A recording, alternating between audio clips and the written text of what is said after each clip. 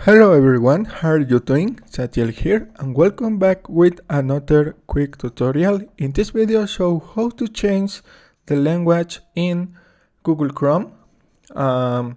Open your browser, go to this section and select configuración. Go to configuración avanzada, select idiomas and press here and select añadir idiomas.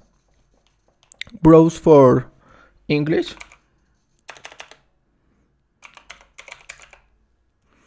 Select your región. Press añadir.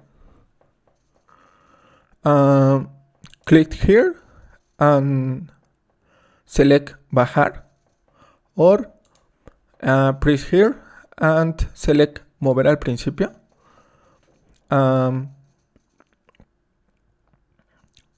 Select idioma and press ofrecer traducción de páginas en este idioma, or mostrar Google Chrome en este idioma, and reset your browser. Click in restart, and this is the result. And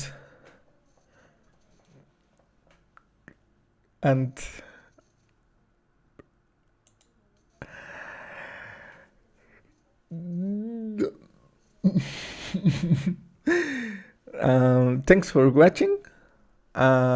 Sorry for my English, and see you in the next video.